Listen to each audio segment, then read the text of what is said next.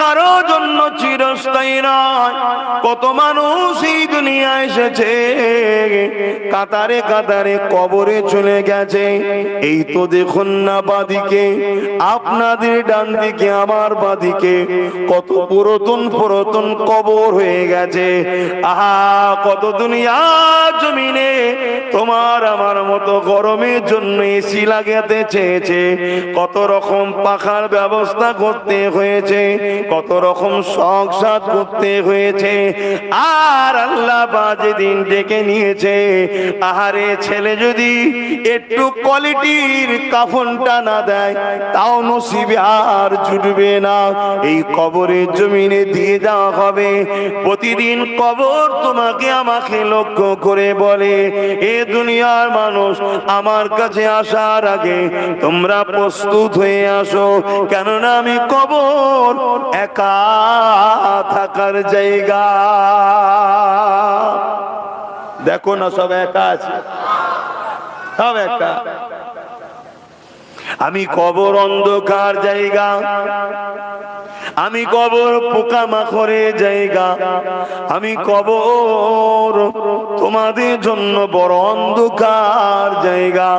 আমার কাছে আসার আগে ঈমানের নূর জিন্দা করে নিয়ে আসো।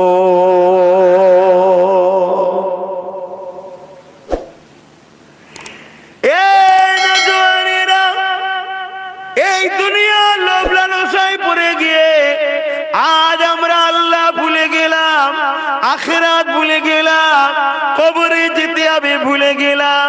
হাত দুনিয়াদারি করতে হবে, সংসার করতে হবে, কারবার করতে হবে, ব্যবসা বাণিজ্য করতে হবে। দুনিয়ার জমিনে তোমাকে আমাকে বাচ্চা লালন পালন করতে হবে, সবই করতে হবে। সবটার নাম ইসলাম।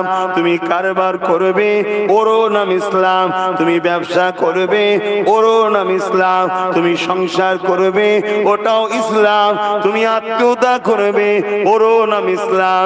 ইসলামে কোনো নিষেধ নাই, তবে পদ্ধতিটা দুনিয়ার যাকে তাকে দেখে করলে হবে না, শুধুমাত্র একজনকে দেখে করতে হবে, যাকে আল্লাহ কোরআনে জানিয়ে দিয়েছে, লাকাদ কানা লাকুম ফি রাসূলিল্লাহি উসওয়াতুন হাসানাহ। এ দুনিয়ার মানুষেরা, আমি আল্লাহ তোমাদের জন্য জিনাকে মডেল করে পাঠিয়েছি। তিনার থেকে উত্তম মডেল আর কেউ হতে পারে না।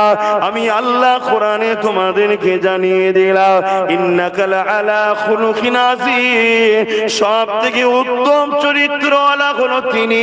তিনি কে? তিনি হলো মুহাম্মাদুর রাসূল। আরো জোরে বলুন সুবহান।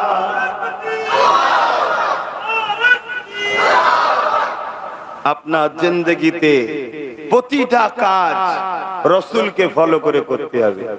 ব্যবসা করবেন, রাসূলকে ফলো করে করুন, ইনকামও হবে, নেকিও হবে, দুটোই হবে।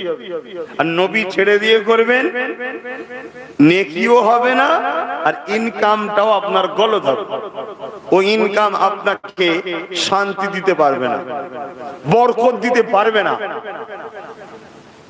আপনার কোটি কোটি টাকা থাকার পরও মনে হবে আমার অভাব মিটছে না। আছে না? নাই? আপনাদের এলাকায় খোঁজলেন, এমনও লোক আছে যার হয়তো 1-150 লরি আছে, বড় বড় ফ্যাক্টরিও আছে। খোঁজলেন, ভাই কেমন? সে এখনো শান্তি নেই তার, আমার আরো লাগবে, এতে হচ্ছে না।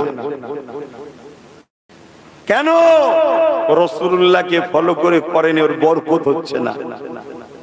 আর রাসূলুল্লাহকে ফলো করে যারা কারবার করে, ব্যবসা করে, তারা বলতে থাকে, ভাই এত পেয়ে গেছি ভাই, আমি আর ভাল লাগছে না, আর লাগবে না আমার। জোরে বলুন সুবহানাল্লাহ। উসমান গনি বলেছিল হুজুরকে, হুজুর একটু আমার জন্য দোয়া করেন। কি দোয়া লাগবে? উসমান গনি রাদিয়াল্লাহু তাআলা আনহু হুজুর জিজ্ঞেস করছে, কি দোয়া লাগবে? এরে বাবা, আল্লাহ নবী হযরত উসমান গনি বলছে, হুজুর আল্লাহকে বলেন আল্লাহ যেন আমাকে না দেয়, এত দিয়েছে আমি নিয়ে পেরেশান হয়ে যাচ্ছি। জোরে বলুন সুবহানাল্লাহ। কে গো এরকম কেউ আছে? হ্যাঁ, আপনি সংসার করবেন রাসূলকে ফলো করুন, আত্মীয়তা করবেন রাসূলকে ফলো করুন, অন্য ধর্মের মানুষকে ভালোবাসবেন রাসূলকে ফলো করুন। সম্প্রীতি যাকে বলা হয়, মানব বন্ধন, আমার নবী ও পৃথিবীর সমস্ত জাতির মানুষকে পিয়ার করেছে। জোরে বলুন সুবহানাল্লাহ। আল্লাহ নবী 10টা বছর রাষ্ট্র চালিয়েছে। আপনি রাজনীতি করবেন আপনার রাসূলকে ফলো করে করুন, রাজনীতিও করা হবে, নেকিও হবে। জোরে বলুন সুবহানাল্লাহ। আর রাসূলকে ছেড়ে দিয়ে কোনো চোর ডাকাত খুনি লুটেরাদের দিকে করবে, দুনিয়াও বরবাদ হচ্ছে, আখিরাত জাহান্নাম। আপনি রাষ্ট্র চালাতে চান, শখ গেছে আমি রাষ্ট্রে চালাবো, ভালো জিনিস তো, খারাপ নয় তো, কিন্তু রাসূলকে ফলো করে করুন। আপনার রাষ্ট্রে নিরাপদ থাকবে, আল্লাহর পক্ষ থেকে বরকত আসবে, রাষ্ট্র অভাব অনটন দূর হয়ে যাবে, রাষ্ট্রতে ভাইরাস বিমার আসবে না। আর আপনি রাসূল ছেড়ে দিয়ে হই হই করবেন, আপনি তো রাষ্ট্রবাসী আপনাকে প্রকাশ্য গাল যদি দিতে নাও পারে, গোপনে গোপনে গাল দেবে। দেয় না, দেয় না? বেশিরভাগ লোক বলে ও শুধু বড় বড় ডায়লগ দেয়, ফেকু বাবা নাও কি সব বলে না, বলে না, বলে না। কেন? ভুল রাস্তায় চলছে, ঠিক রাস্তায় চলবে যারা, তাদেরকে সবাই ভালোবাসবে। আসুন, কে কি করছে দেখার দরকার নেই। আপনি আমার ইসলামকে যখন মানেন, বলেন আপনাকে তো চলতে হবে, না হয় আপনি মুনাফিক হয়ে যাচ্ছেন।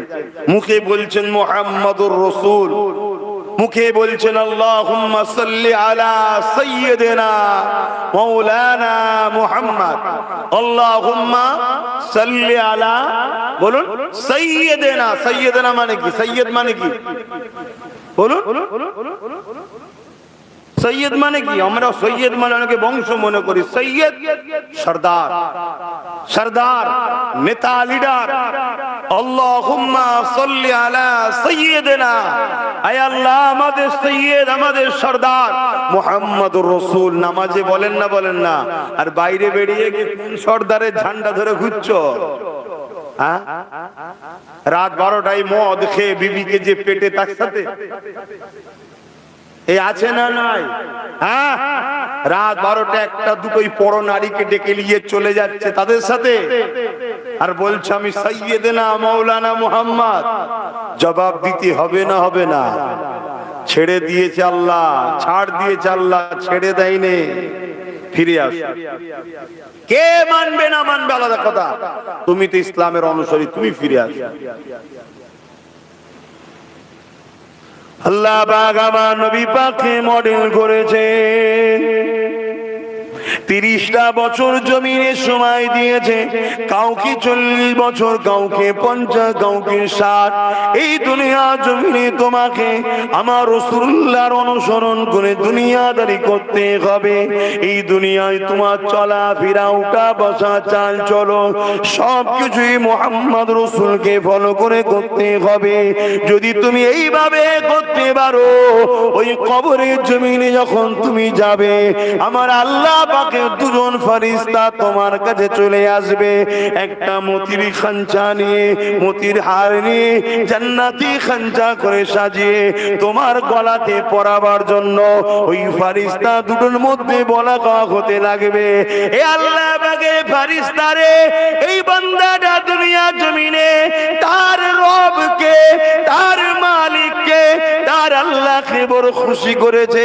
মুহাম্মদ রাসূলুল্লাহর বড় পেয়ারা উম্মত ছিল, রাসূলকে মডেল বানিয়েছে, নবীর নকশা কদমে চলেছে, রাসূলুল্লাহকে ইত্তেবা করে ফলো করে কাজ কাম করেছে। এই বান্দাকে আমি মালা পরাবো, মতির হার পরাবো, আর একজন ফেরেশতা বলবে না আমি পরাবো। দুজনের মধ্যে মতির হার টানাটানি হতে হতে জান্নাতি সুতা চট করে ছিঁড়ে যাবে, মতিগুলো ঝরঝর করে কবরে পড়তে থাকবে। ওই মতি দুনিয়ার মতি নয়, জান্নাতি মতি, যে মতির আলোয় কবরটা আলোকিত হয়ে যাবে। আর দুজন ফেরেশতা বসে মতির মালা গাঁথতে থাকবে, আর কবরবাসী বসে বসে দেখবে মালা গাঁথা শেষ হবে, আর হাজার হাজার লাখ বছর কেটে যাবে, কারো কারো বুঝতে পারবে না, বিচারের দিন ঘোষণা হয়ে যাবে। আরো জোরে বলুন সুবহান। আর যদি তুমি রসুল ছেড়ে দিয়ে এতিমকে লোটো বা লুটেরাদের দল করো, গরিবকে লোটো বা গরিবদের উপরে যারা মিথ্যা কেসে জুলুম করে তাদের দল করো, বা বিধবাদেরকে লোটো বা যারা বিধবাদের সম্পদ ঝেড়ে খায় তাদের সঙ্গে দল করো, মনে রেখে দিও কবরে তো ঢুকিয়ে দিয়ে আসবে, মিনহা খালাকনাকুম ওয়া ফিহা নুঈদুকুম ওয়া মিনহা নুখরিজুকুম তাহারাতান উখরা। কিন্তু তোমার কবরকে জাহান্নামের একটা গর্ত বানিয়ে দেওয়া হবে, বলুন নাউজুবিল্লাহ, যেখানে 99টা সাপ বিচ্ছু থাকবে। অলরেডি বহুত মানুষের কবর খোঁড়ার পরেও দেখা গেছে সাপ পাওয়া গেছে। অনেকে মুফতিদের কাছে গেছে, ফতোয়া নিয়েছে, কি করব, মুফতি ফতোয়া দিয়েছে একটু অন্য জায়গায় সরিয়ে করো, অন্য জায়গায় খুঁড়ে দেখছে সেখানেও সাপ, আর এক জায়গায় খোঁড়ো সেখানেও খুঁড়ে দেখে সাপ। তখন মুফতি ফতোয়া দিয়েছে, বাবা কিছু করার নেই, এটার আমল, ওকে নিয়েই থাকতে হবে। শুনছো যুবক? হ্যাঁ, ভয় লাগে না? ভয় লাগে না? এই মুহূর্তে তো কমসে কম ভয় লাগা দরকার।